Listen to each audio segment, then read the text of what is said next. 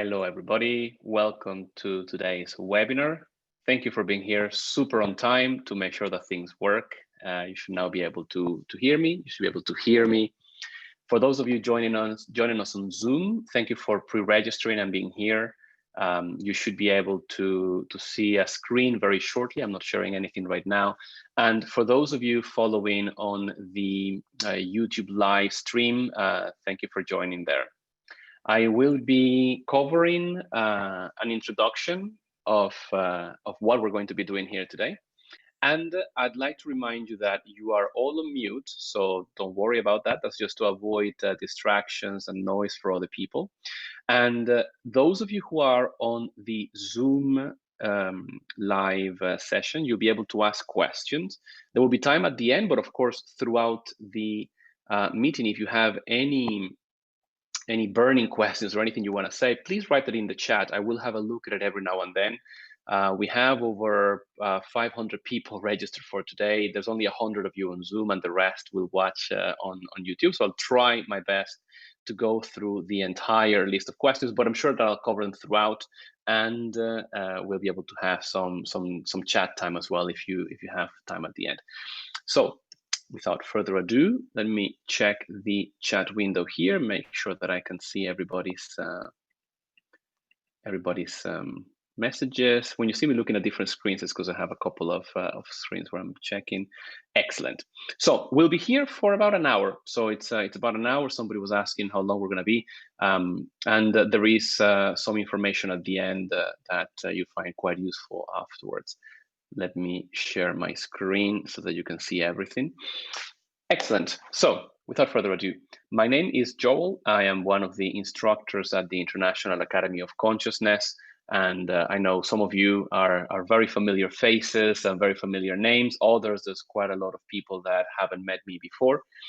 One of the things that I do at the IAC is teach our out-of-body experience or astral travel course and the energy work and various other things to people who want to learn. And the idea of these webinars, which we'll have every month, is to cover specific topics, including useful information for those who want to try the out-of-body experience for yourselves for the first time. I'll be covering a technique in this webinar that you can use at home from today, but also to start to gather a lot of the doubts that people have, questions you have, things that perhaps you've tried in the past and you perhaps didn't get to work the right way, or things that you've heard that maybe scare you. Somebody asked a question in advance of the webinar. I'll be answering it live here as well. So feel free to make the most of the session today. And of course, you're welcome to come to our next sessions over the coming months as well. This is a webinar on astral travel for everyone. And I thought about the idea of, well, what title should we use?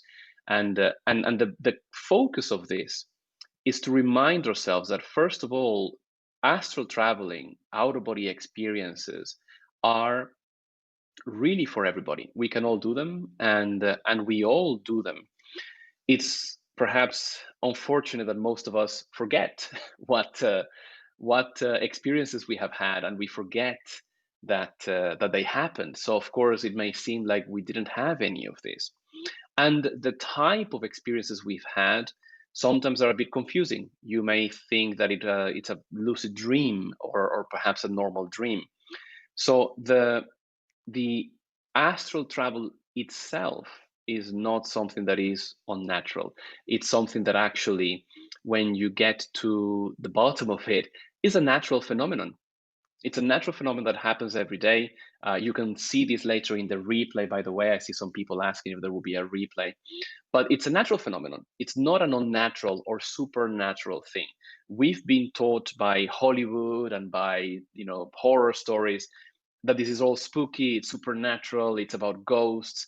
And actually, it's something super common that everybody can do and everybody can learn to do. A way to think about it is like playing the piano. Everybody who has the basic kind of prerequisites to play the piano can. How well will depend on whether you are naturally gifted, whether you were exposed to it as a child, whether you learned and worked really hard for 10 years to do your full piano training. And it's something that is quite personal as well. Different styles, different music types, and even the same music type can have different tunes to it. And it's the same with this. But the key to remember is that it's natural. So we start to forget and we stop to think that it's something that is unnatural. And when everybody can do it is through techniques. The techniques are there simply because we need them at this level of our existence. But eventually, we should be able to have an out of body experience just as easily as we get off from this chair and walk around the house. But in the beginning, we need techniques to do it. And what sort of things can we do? We'll cover some of that here as well. How we start, or where can we start?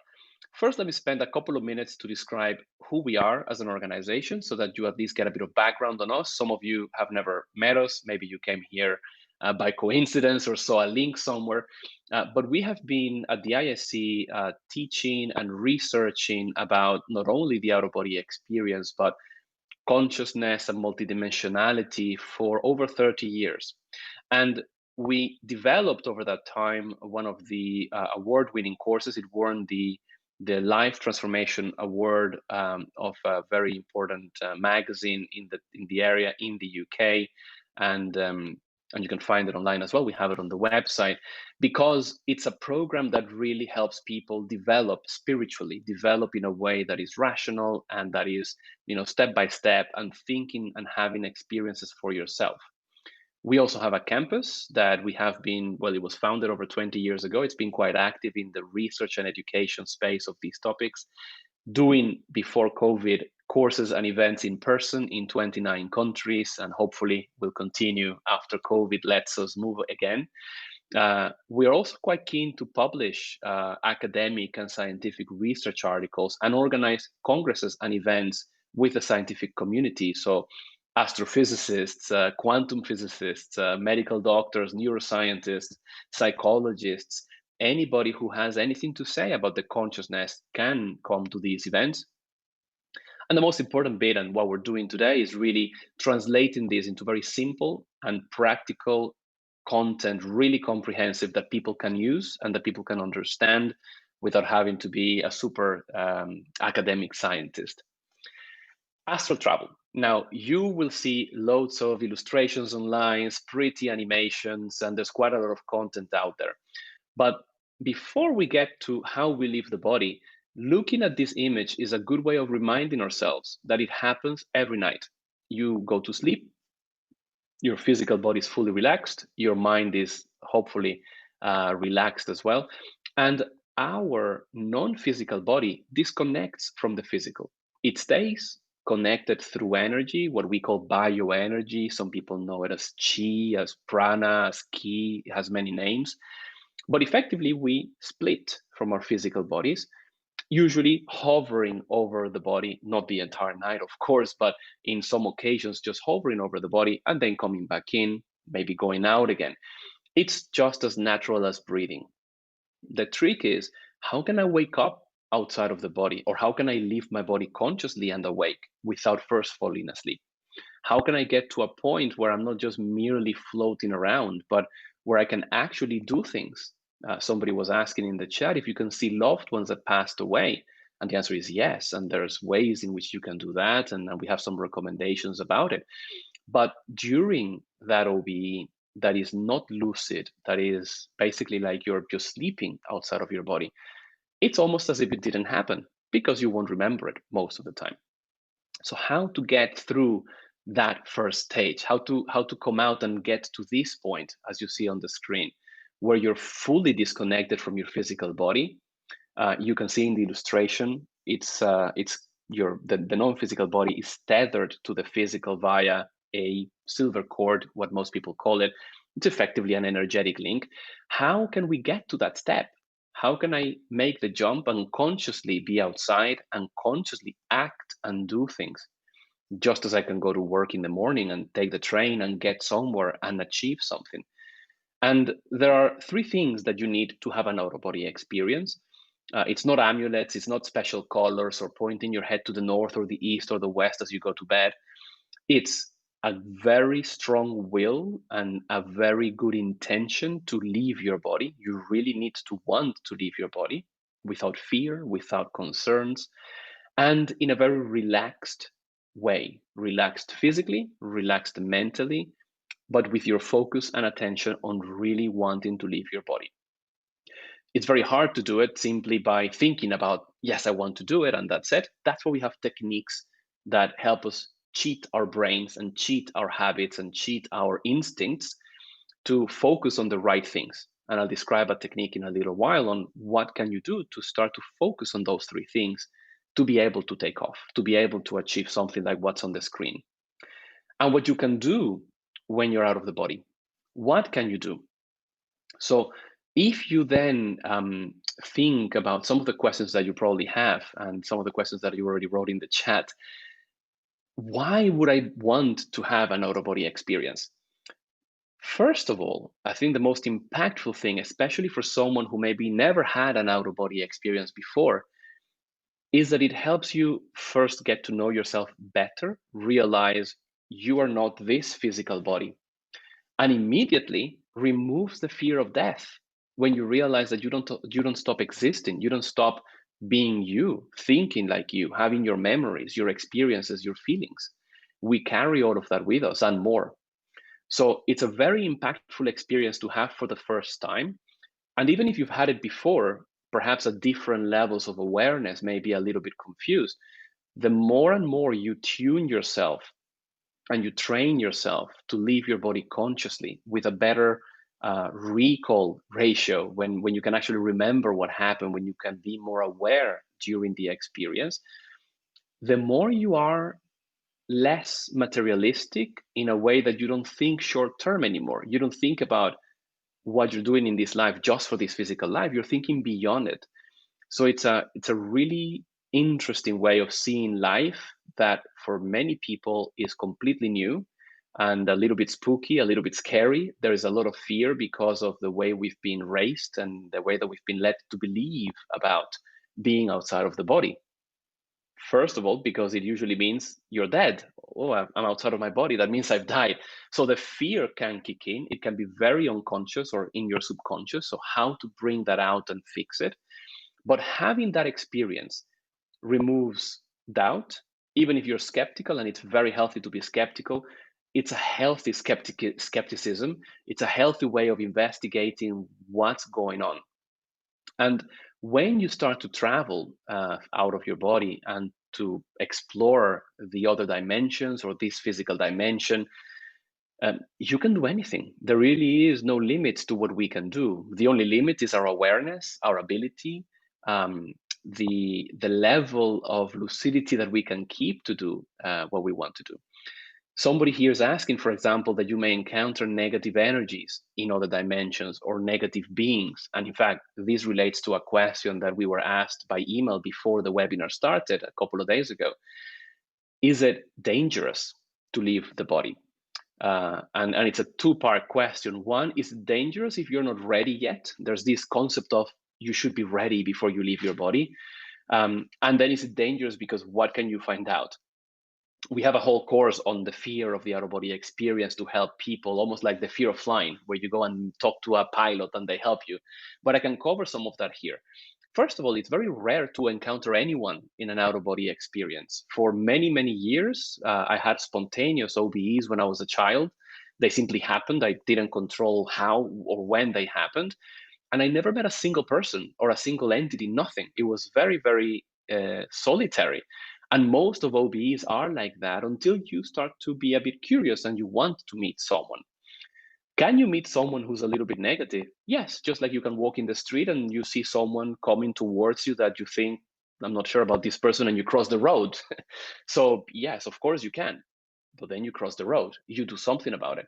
And there are techniques and things you can do out of the body that it's analog to crossing the road, but it's with energy and kind of psychic self-defense.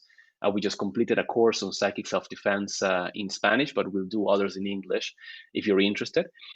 But it's very rare. And to give you an idea of how rare, I've only, not that I have 100 million experiences, but in 40 years since I've been on this planet, I remember quite a lot of OBEs that I've had. And I've only had one or two negative experiences, or not so positive, but I was able to deal with them. And this is why we do this training. This is why we give information. The more you know, the less you fear, because you know how to react. If you are suddenly, I don't know, growing up in the middle of a beautiful countryside or a forest until you're 20 years old, and then you move to New York for the first time ever and use an escalator and loads of people, you'll be scared. You won't know how to react, what to do, how do you get off the escalator. The more you learn about the other dimensions and the outer body experience, the more ready you are to react the right way, the appropriate way for whatever the situation. So I wouldn't concern myself too much with fear of who you may encounter. Um, and also this knowledge of, am I ready to? That comes from perhaps older schools of thoughts where there's a guru or a master that has gone through the 7 levels of enlightenment, through the 77 planes. There's a lot of mysticism around this area that may make you feel that you're not worthy of having an OBE, you're not ready for it yet, it's going to be scary. Everybody does it, first of all. You've done it, you just don't remember it. And how to do it consciously? Well, yes, you will be scared, perhaps not. Find the right information. Be critical about the information you are given, even from the IAC. So don't take it at face value. Try to have your own experience and try to think with an open mind. Look, this is something that obviously many people are having. They can't all be crazy. So why can't I try it? And if I try it, is it going to be dangerous? Not really. There's nothing negative in the way that we understand it here, permanent. There's no death out of the body. Nobody can kill you out of the body. So don't concern yourselves too much with the fear, but with the great things that you can do and that you can achieve and that you can learn. Now, there's a very good question here about the higher self, but I'm not going to cover it in this session because it's more about the actual astral travel. But for sure, in other webinars, we will talk about the higher self, or what people refer to as the higher self. For us, it's just a higher level of consciousness and awareness, but it's not really the topic for today. But if you're interested, come to the other sessions. But the way that you then get into doing this is with a very basic, simple first level sort of technique. Not first level because it's basic and for beginners. It is for beginners, but it's actually a technique that works. It's a technique that I use quite regularly. It's not something that you use in the beginning and then you move on to bigger and better things. It's a very good base technique to apply even before others.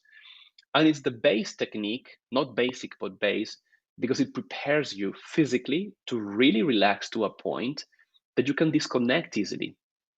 And if you think about that technique, it's almost like, well, when you go on a flight, you get on the plane, you bring your special pillow around your neck, you have water in your backpack if you don't want to buy it from the stewardess or the steward.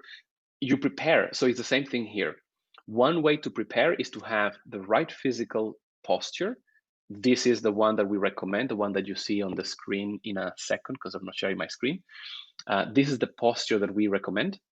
And it's a very uncomfortable posture for some people, especially if you have back pain or apnea or any problem like that. You may not wish to lie in this position, turn to the side perhaps, but it's one of the best positions because rarely people fall asleep in that position.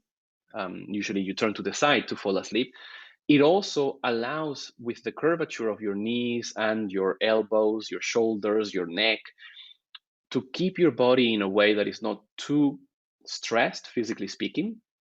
There's no tension, so there's not going to be any pain, because you could be in that position doing a technique for 2 hours, 3 hours.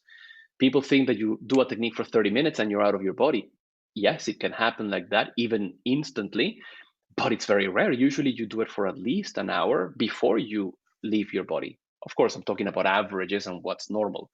But once you lie down in this position, there's a very good way to relax your physical body, which is it's a progressive muscular relaxation technique.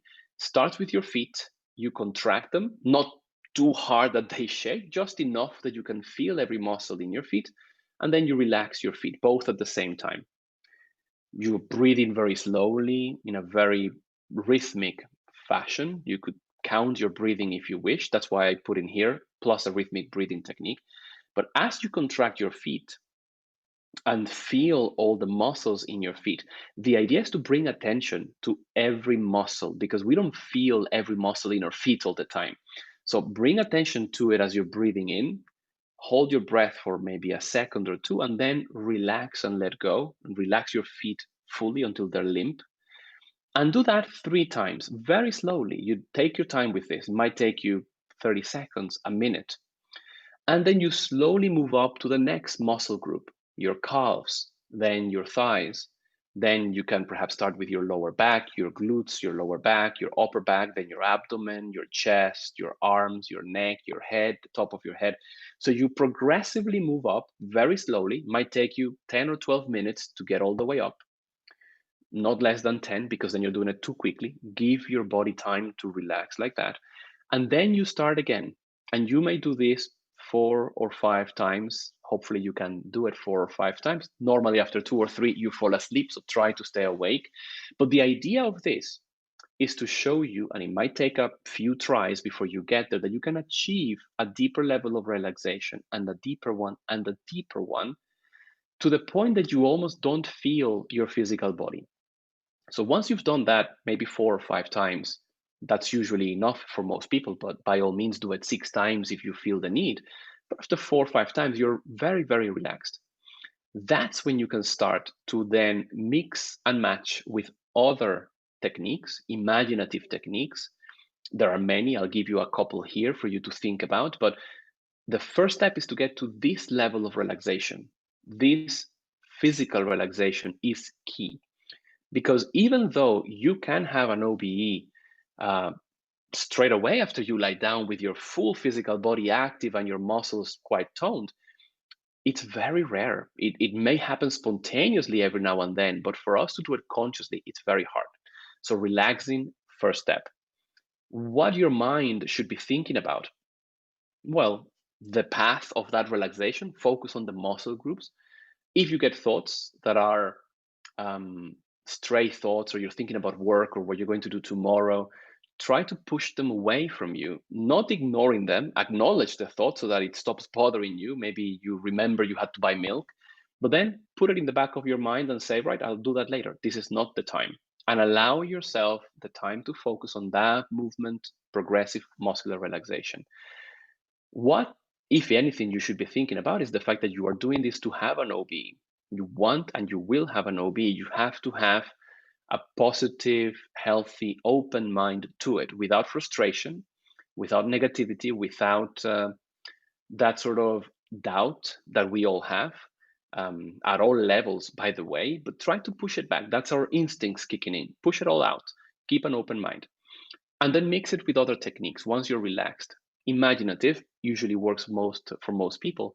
Imagining that you're floating out of your body. So actually float away from your body with your mind. What would it feel like?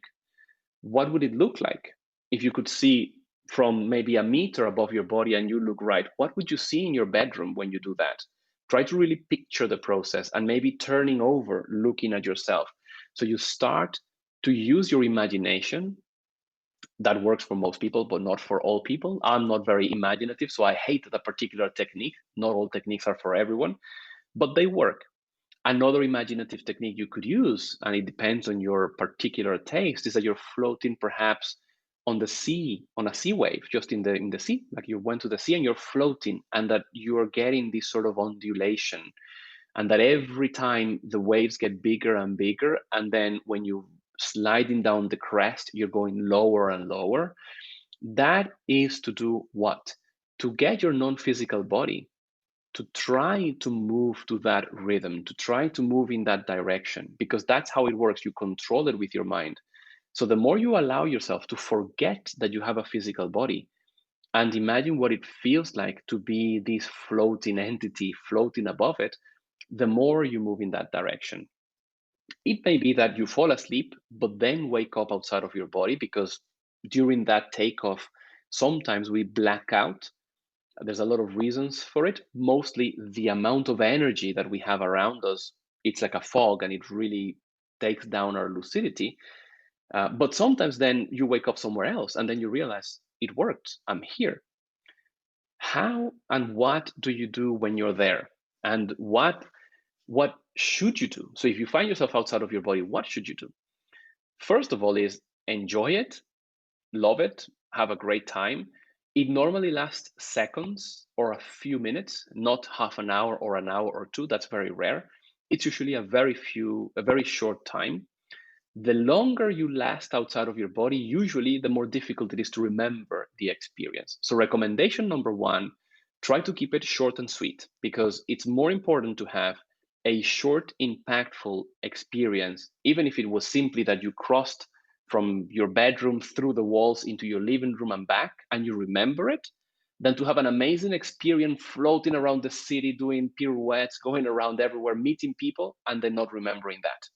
So in the beginning, try to keep it focused, have an intention or an agenda of what you're trying to achieve, one thing. I mean, you can have a list of 20 things, but when you're practicing the technique, have one thing very clearly in your mind. This is what I'm going to do today.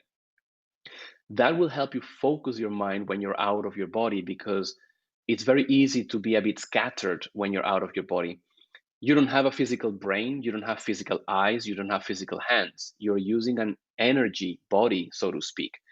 And your attention is where your mind goes, and you go where your mind goes. So if your mind is scattered, either you will destabilize the whole experience and come back, maybe you won't remember anything, or you may end up doing something you didn't really want to do. There was something more interesting for you that you forgot about. So keep that at the forefront of your mind, and that intention, that focus, and these techniques will help you get out of your body, not instantly. So somebody asked me in a previous class we had just now, how long does it take?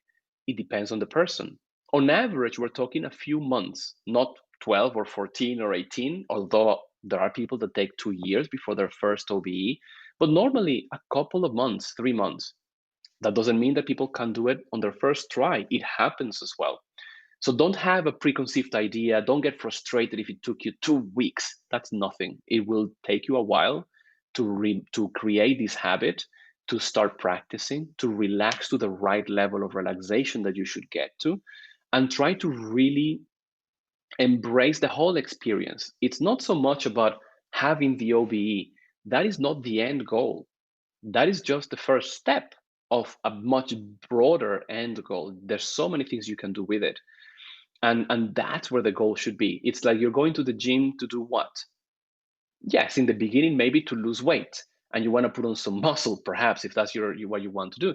But actually, it's about elongating your life, trying to be healthier, trying to get to until you're 95 or even 100, super healthy, eating well.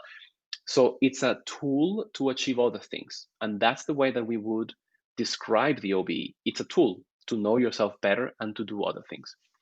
What sort of things? And there's a few questions here that are related to that.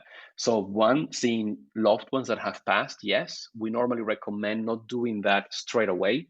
Give them some time, usually at least a year or two before you go and visit, because they may be recovering. You don't know exactly where they are, what their situation is. Energetically, they may need a bit of like a timeout to recover. But of course, it's case by case. But we normally recommend not doing that straight away if you can. And somebody here is asking if so. It's somebody who's had two experiences in his younger years, David. So when you enter that pre-projection state, so you're in his case, he was completely paralyzed. Sleep paralysis is a common, although not too typical, but very common situation. So don't be scared by it. He was completely paralyzed and vibrating. The vibrations that you feel, by the way, they're called the vibrational state if it is everywhere in your body. But it's an energetic sensation. It's very common to feel that.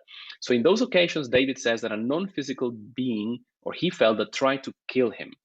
And again, this goes to that sort of fear of meeting someone. I'll say something about this in a second, but let me continue reading. Perfect. You felt hands around your throat, and there was a mental battle to break free. Great example. And also, you're saying, David, that you've been perhaps unsuccessful at your OBE attempts because of that experience. That is a very common experience, not because there's another being there holding you down with their hands. When you're taking off from your body, I'll show you here what I mean in the screen so that it illustrates a little bit what I mean.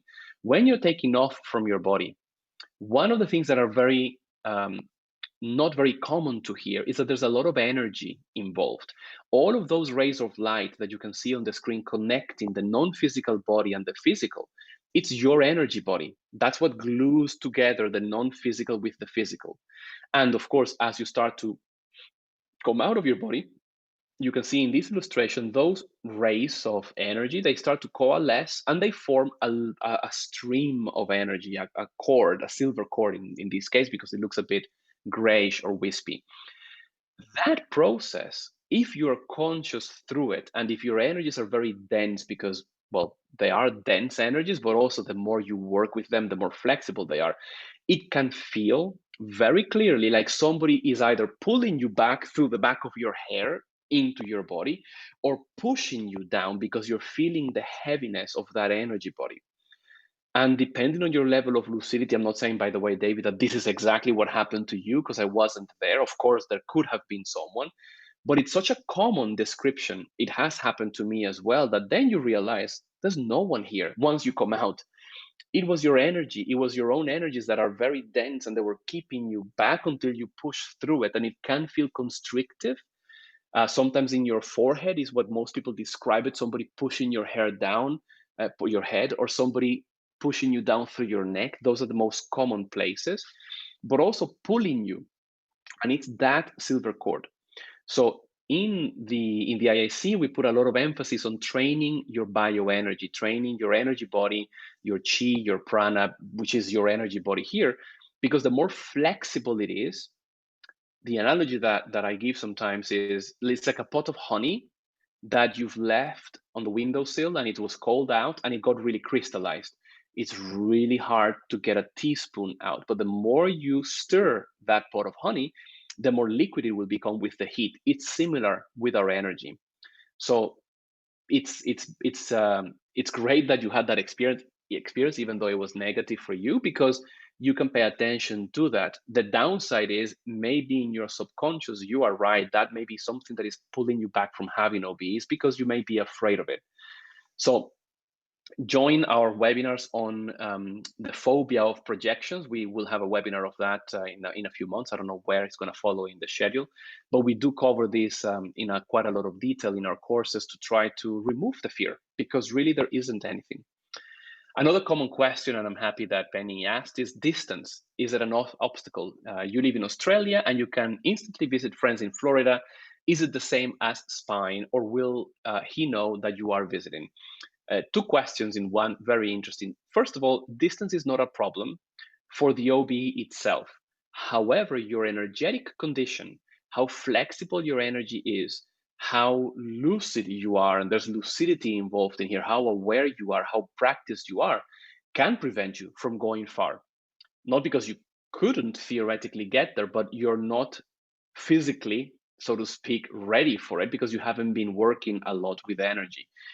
But it depends on the case by case, because in your case, maybe your energy is already super loose. Maybe you have naturally had very loose energy for many lifetimes. It's not just this physical life. So it's not a yes or no answer, but yes, there's no limit, but also no, there may be some limits depending on your condition. In terms of what you do and who you visit, you always have to check your intention, because if I'm going to visit someone that doesn't expect me, wouldn't allow me to come in and out freely from his or her house naturally, you don't do that, or at least we recommend you don't do that, because it's like spying or interfering in a person's privacy. First of all, it's going to be difficult, especially if you're in the beginnings of having OBs. It's very difficult to do something like that when you don't have the experience. But if it's somebody that you know, somebody that you're connected to, focus on that person's energy and you go to wherever they are. Excuse me. If you focus on the place, you will end up in that place. But if that person is not there at that moment, you will not see that person. So focus on the person. Ask for permission first if you can.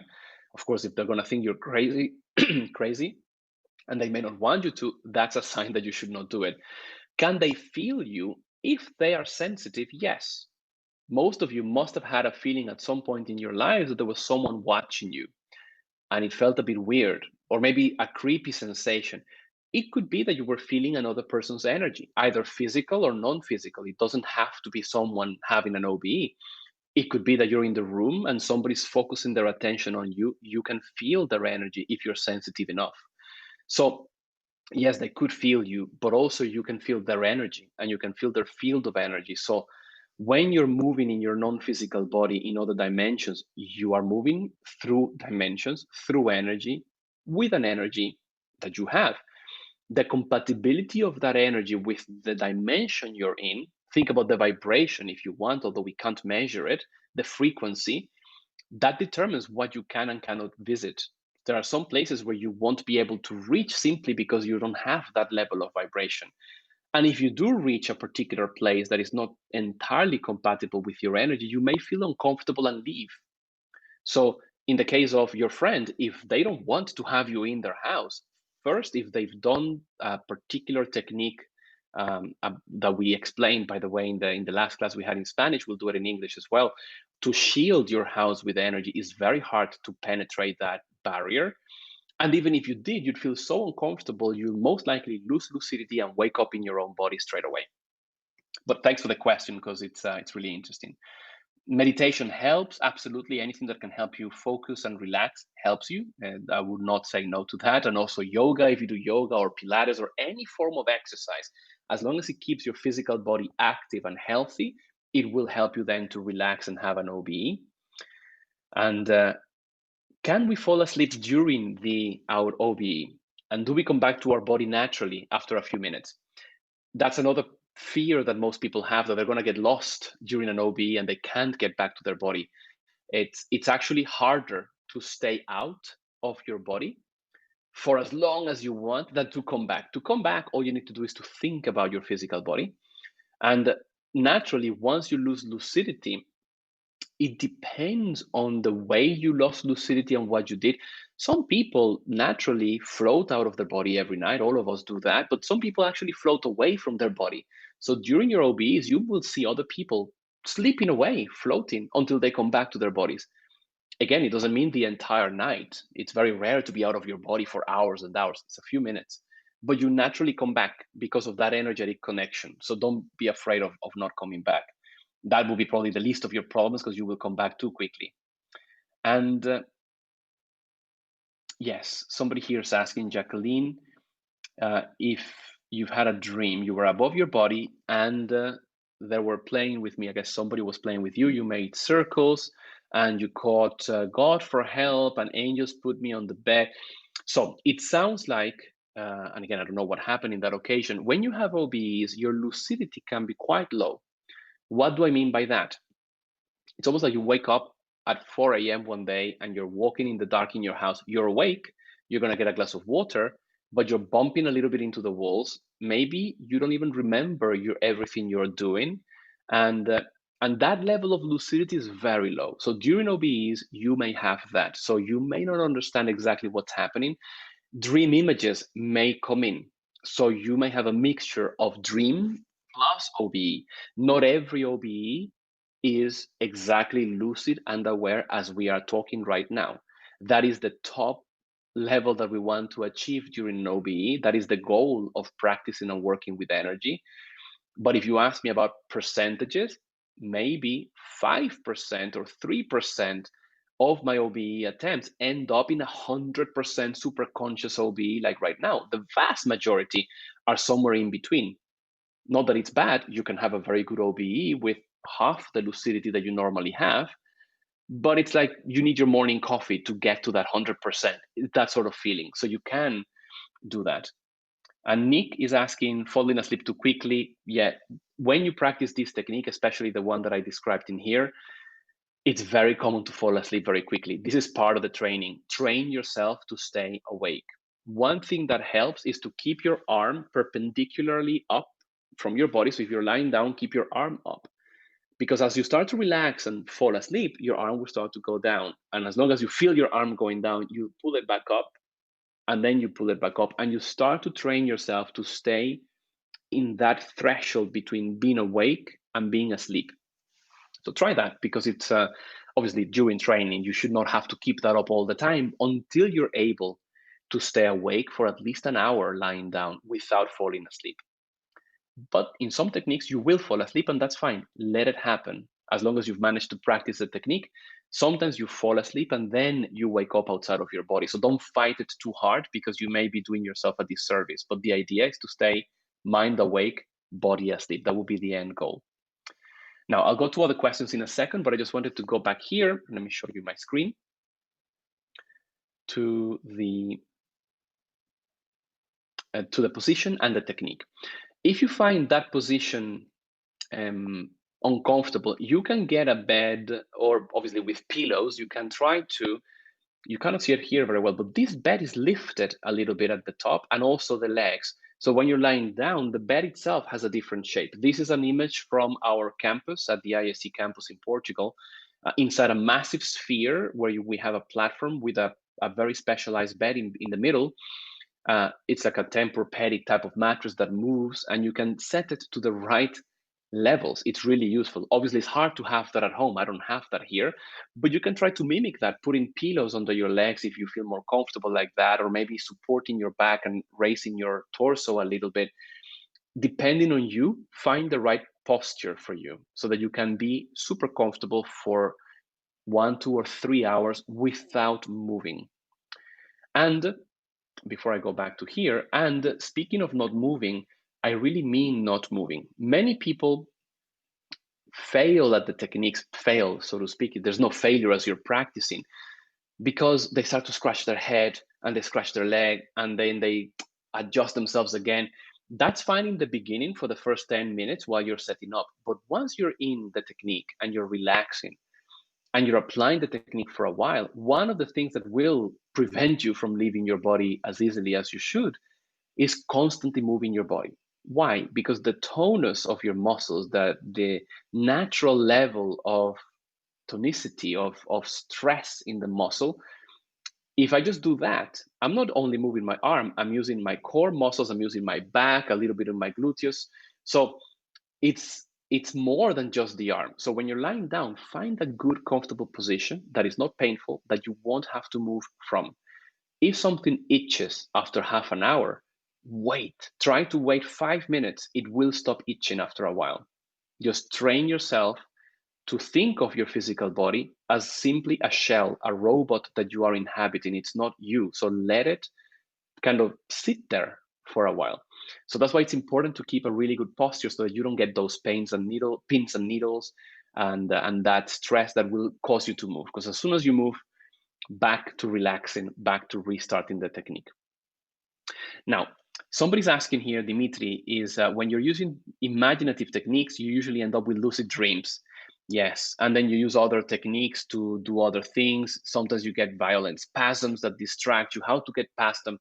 Unfortunately, is with practice, because lucid dreams are a great result. If you practice a technique to leave your body, first of all, and you have a lucid dream, don't dismiss it. That's fantastic. I have a lot of lucid dreams from which I can then leave my physical body. A lucid dream is a dream where you're lucid and aware. You may be a little bit or a lot disconnected from your physical body, but you're not yet aware that you are. So use that lucidity to come out. Spasms and movements, involuntary movements of your muscles, stretch, exercise. Try to perhaps watch what you eat that day, especially 3 hours before you are going to practice. Try not to eat a lot of food. What you eat doesn't matter too much, as long as it's good for your body and you feel comfortable. It doesn't have to be vegetarian versus meat. It's more about the digestive process. And of course, stretching and working out before really helps. Working out in a stretchy way to really relax your physical muscles. That will help with that. Right, let me look for other questions in here because it's quite a lot. Some of them are quite long, so hopefully I can get through a lot of them. Is it possible to access information about future events during astral projection? So not only during astral projection, but also in your physical body, there are many type of psychic events that you can access, because they all have the same mechanism. They all work through your energetic perceptions. If you're in an OBE, you can access information that is out there about what might or might not happen. There are possibilities. It's sometimes difficult to know. if you just had a dream image, or you get some sort of intuition or some sort of precognition.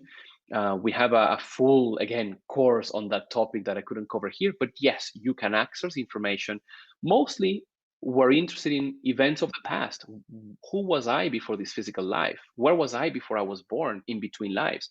That's the more interesting information, more than what's going to happen tomorrow. That is where you get a lot of benefit.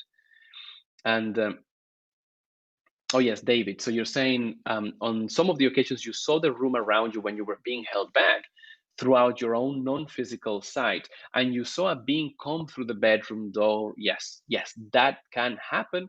Like I said, it's very rare. It's very interesting to see sometimes, but it's super rare. So thank you for explaining your situation and your example.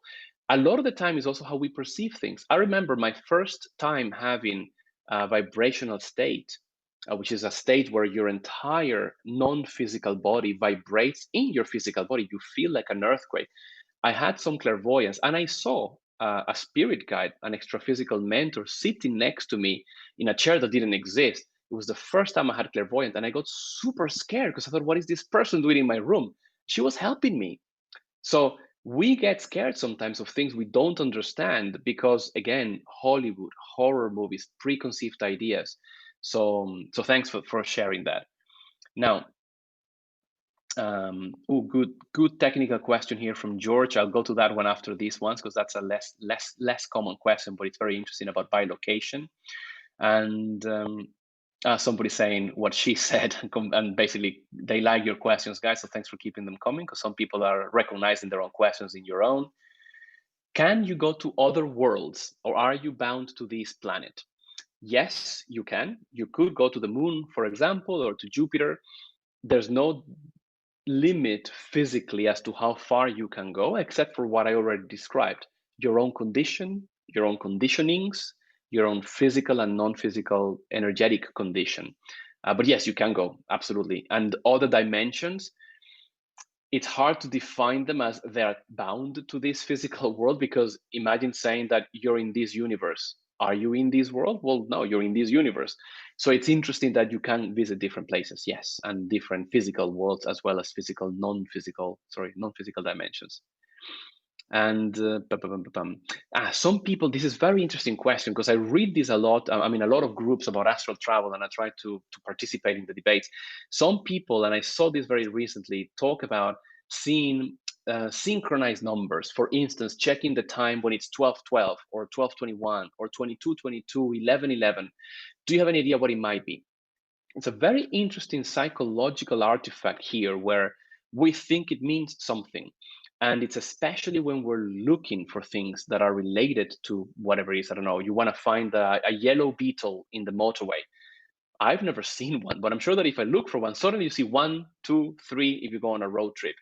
So when we see, as human beings, things that look like, what a coincidence, 2222, we give it meaning because we want to give it meaning, because it's so special and so rare.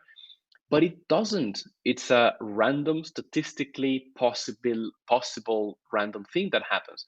The fact that we keep looking for it, or we want to pay attention to it more, the more we'll notice it.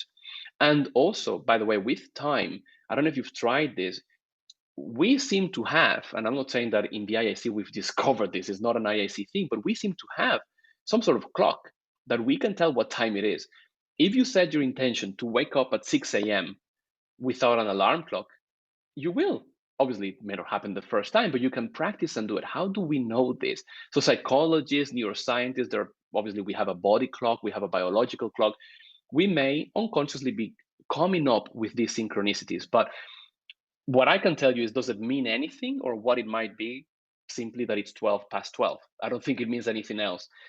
Is there a magic time, a magic hour to have an OBE? Absolutely not. You can have them at any time of the day, in any place, under any condition, in the middle of a bar, in a nightclub with a lot of music. You could. Very difficult, but it's possible. But then these things don't seem to mean much.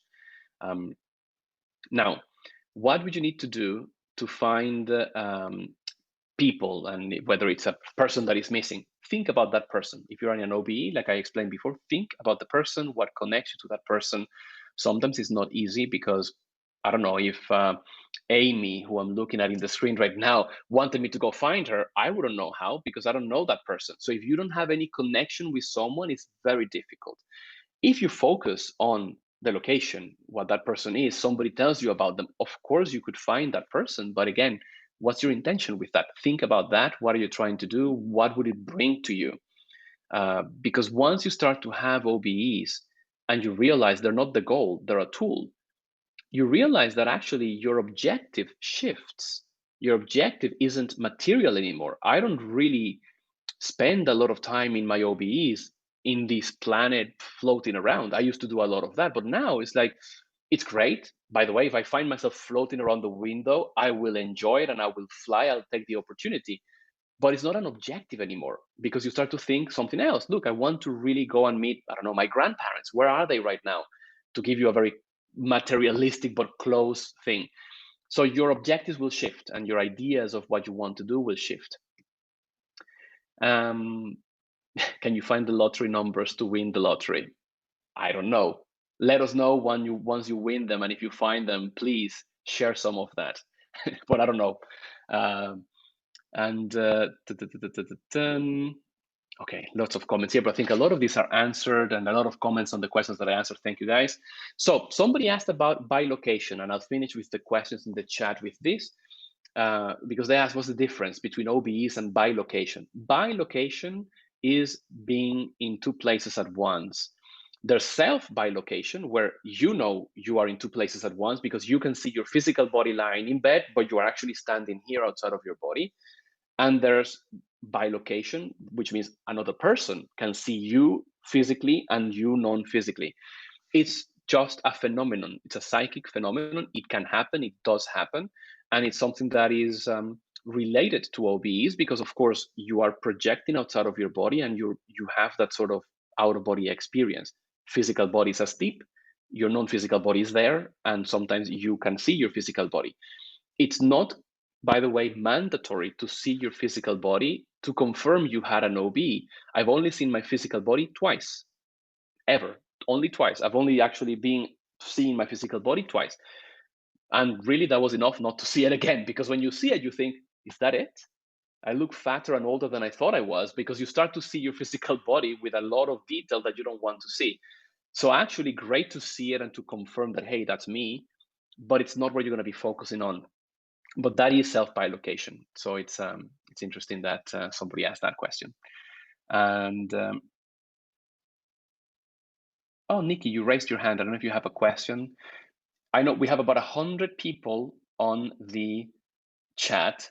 Now, I saw Nikki raised her hand. I'm going to give you the ability to unmute yourselves, but please, when I call you, so you can ask questions live. Beware that if you do, this is being streamed on YouTube, so your face will be shown on YouTube. So if you don't want that, don't show your camera and your face, but you can definitely ask the question. So, Nikki, you can now unmute yourself if you want to talk. Hi, Joel. Thank you so much for the information. I think it's incredible to have this and for people to learn. I have personally experienced it before. I could not understand what everyone was talking about, but when you do experience it, it's incredible. I've noticed that for myself, it happens in the beginning, maybe the first 10 minutes. And what I do feel is the vibration sensation within my body. And at times I hear some frequencies. And oftentimes I always got scared and afraid of the sensation I was feeling. So I would try to wake myself up. And the other thing is a couple of times I sensed that there was an intelligence being or something intelligent in the room that I think it overwhelmed me and I woke myself up again.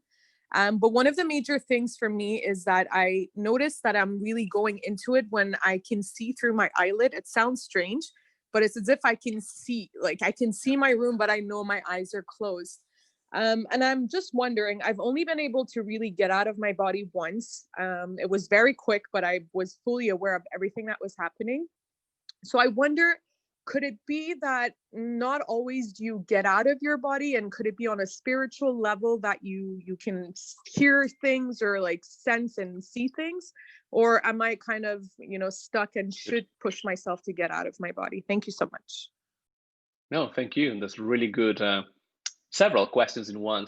But yes, first of all, if I start from the last question, you don't always leave your body. Absolutely. I wish it was like that. It would be great if every time that I practice a technique, I'm out 100% success rate. You do get better. Maybe I started with 1%. Now maybe I'm at 10% or 5%, depending on the month. But you do have experiences where it's not an out of body experience, but you can still access information or get visuals of the other dimension. You mentioned in there seeing through your closed physical eyelids. That's very common. So it's very common when you are in that vibrational state, which is your entire energy body, all of your chakras synchronized and vibrating in a way that can scare you. Like I told you of my first time, it really scared me. I thought it was an earthquake. I went around the house to wake people up, and then I realized it wasn't. Then I saw that intelligence, but I saw that being there. It scared me as well until I learned what it was. So you can get scared by those things. So it's very common that that happens. So you describe the experience exactly as, or at least exactly as I had it and many other people. And in terms of that sort of entering that energy state, usually that's how you then would get out of the body. It's not for everybody. For example, when I have OBEs, very rarely I have the vibrational state before. And I've read in many groups that that's the prerequisite, or how to get to the prerequisite. It's not a prerequisite. It's one of many sensations, and we cover quite a lot of those in our courses, that you might feel that might indicate you're about to have an OBE, or maybe that you had one when you came back. In the consciousness development program, which is what I'm showing you in the screens now, that's the course where we cover over more than 40 hours, not only the astral travel, but also everything that is related to it, including what you just described.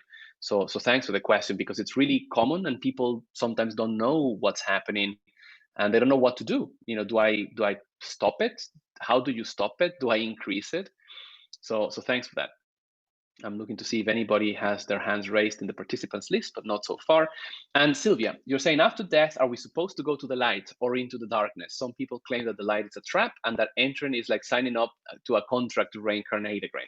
Again, thanks for that question. There's a lot of misunderstandings or misinformation about what happens when we die. I'm not going to cover it here because I couldn't cover it in 2 minutes.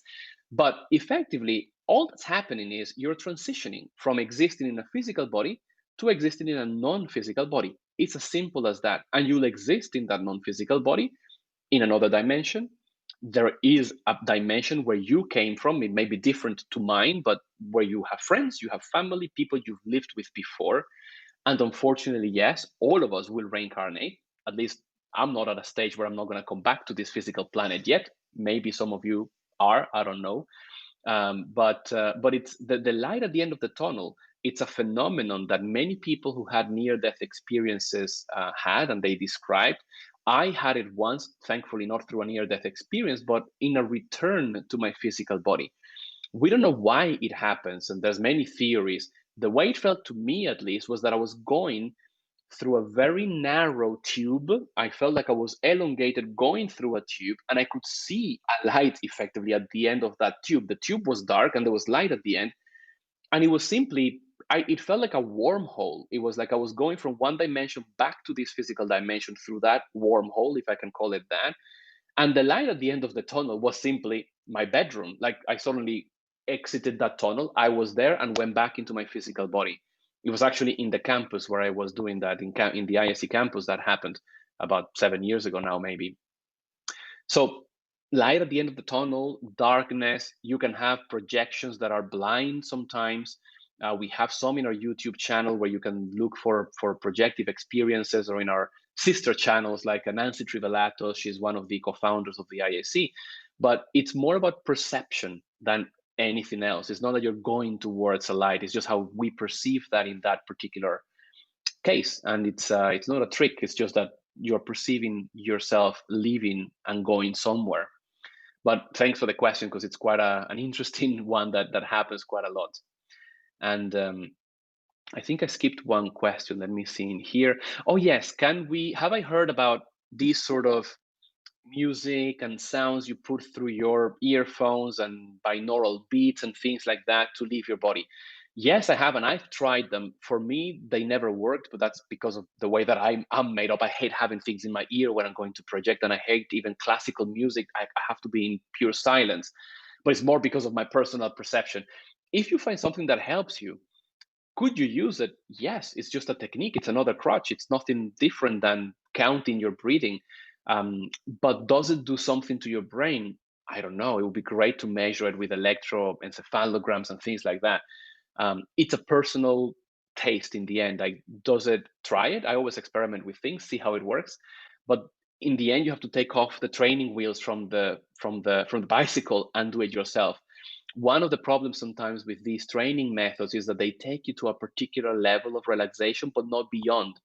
And then you're stuck at that level, and there's so much more you can do beyond that. But because you started that way, that's how it happened. But yeah, very interesting. If you're practicing and testing that, uh, tell us how it was when you come back maybe to another webinar. Good. I think I didn't miss any questions in here. Some people share their email addresses in here. We don't keep the chats, but if you want, I don't know, for us to contact you, send an email to the address I'm going to put in the chat so that you have it there. But ideally, just join our newsletter. So it's just well, most of you probably are already there, but if not, you can join it there.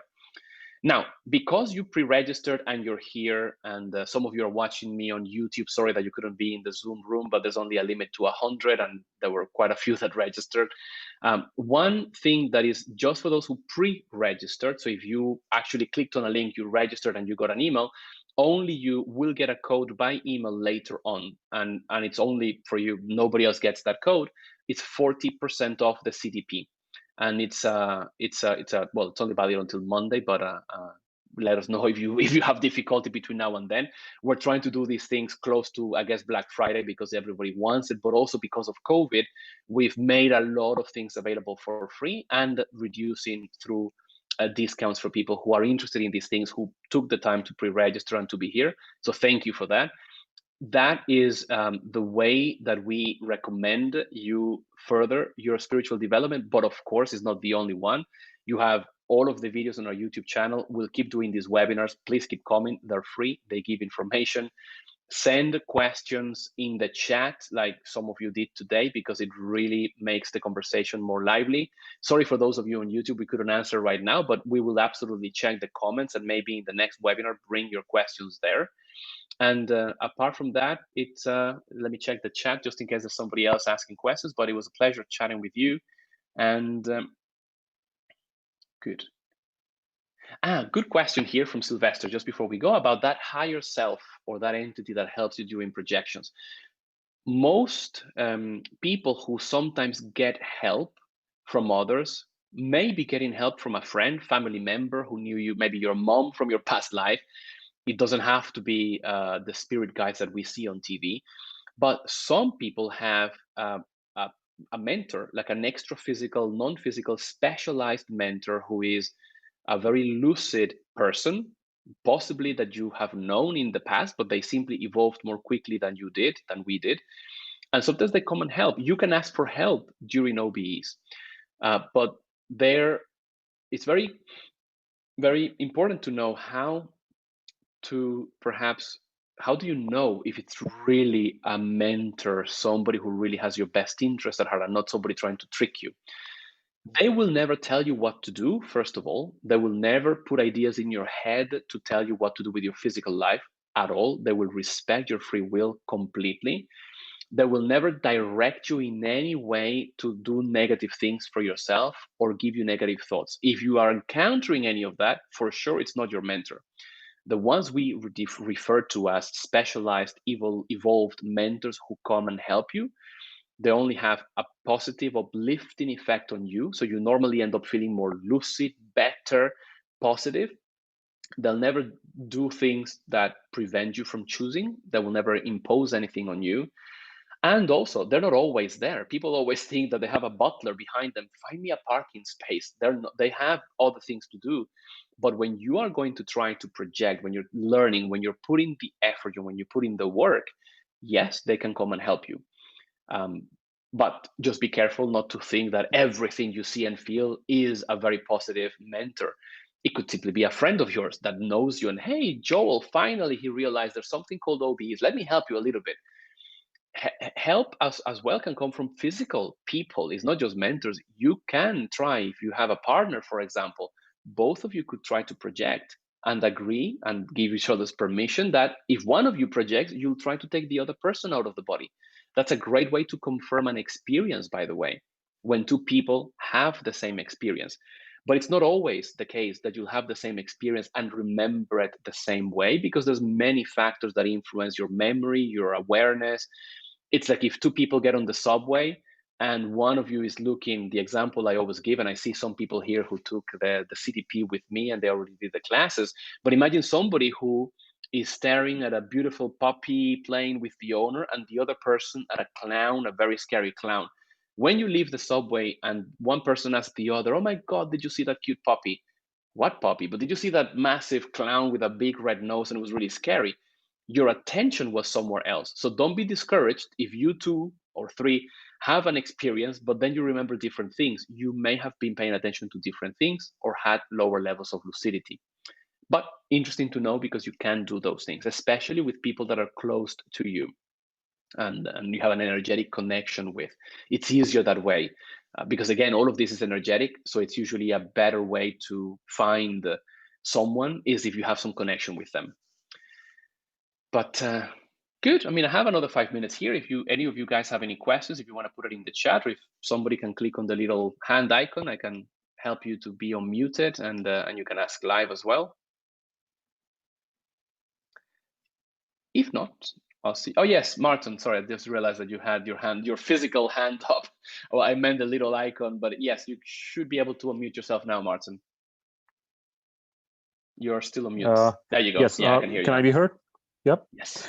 Yeah, this is a difficult thing. Like you mentioned this, or as I translated it, this physicality and the non-physical, and it's like you said you do not use any binaural beats or any such thing. And the thing is, as I usually progress in my sessions, I do not reach from a certain stage. I think it's maybe I sort of too much preoccupied or care about my physicality that I cannot really allow to sort of forget it. And yes.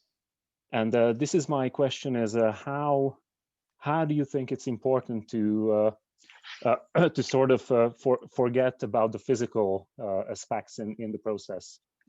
Yeah. Good. I don't know if it's too immense or for tonight or no, absolutely. It's great because, especially for the technique that I just showed, obviously the goal is to not only forget you have a physical body, but to actually feel like you have no physical body. As you start to relax, and obviously this is the ideal scenario, it doesn't mean that if you feel your physical body, you can't leave. Yes, you can. And most of the time it will be like that. If you start to relax to a point where you feel super relaxed and you're kind of floating in your bed almost, but you still feel your head, fine, you're feeling part of your body, but the majority is still not there. Sometimes you won't even feel your physical head. Fantastic. That's the place you want to be. It's almost like your body's asleep. You don't even feel it and you can get out more easily. But what I think you're asking is, you're usually more focused, or you focus a lot on your physicality. Is that it? So you struggle to stop focusing on your physicality. It's a problem for me as well. And it's basically practice and finding the technique that works. Normally, I start with the one that I showed you about relaxing, like I said a couple of times. After that, I go into something that is perhaps more imaginative, or maybe working with energy, something that puts my mind somewhere else than my physical body. Because if I focus too much on my physical body, normally I stay focused on my physical body. But that's me. For some people, it works wonderfully. So you have to find a good mixture of techniques until you find the one that works. What happens to me when I use binaural beats and things like that, but it's me because it happens with classical music, I just keep focused on the sound. So I can't actually unfocus from it, and it doesn't do anything to relax me. For other people, it works great, but also actually maybe classical music would work wonderful ways as well. So it depends on how it works for you and what sort of mixture of things can work for you. but sometimes it's hard. So I think it's just practice and practice. It took me a while to be able to do that. But you can use these techniques for that. Oh, Richard, yes, Richard asked a question by email as well, which was about not preventing, we're warning people so that they don't don't do astral travel before they're ready. I mentioned this at the beginning, Richard, but the only way to know that you're ready is that you want to do it. And of course, that you have the right techniques to do it. That is how you're ready to have an OBE. Nobody's going to tell you you're ready. There isn't a level you have to achieve to be ready. But it's good that at least the intention in that book was behind people trying to have an OBE with no knowledge at all. There's a lot of information out there. There's a lot of videos on YouTube with loads of techniques that don't give you the context or the tools to help you deal with things. That's what we're trying to do in the CDP. That's where the dangers, but it's not really dangers, come, because you will end up facing situations that are a bit unknown. But it's not that you're not ready for it. It's more about you want to do it, you already are doing it. It's just that you don't remember it. How do you do that consciously, and how do you do it safely and with the right sort of techniques and working with energy? But good, excellent. So just looking at the chat in here. Thank you very much, guys. Thank you for those of you on YouTube. Sorry you couldn't be here. We'll try to, perhaps if this continues with 500, 600 people, we'll probably upgrade the account to have everybody on Zoom.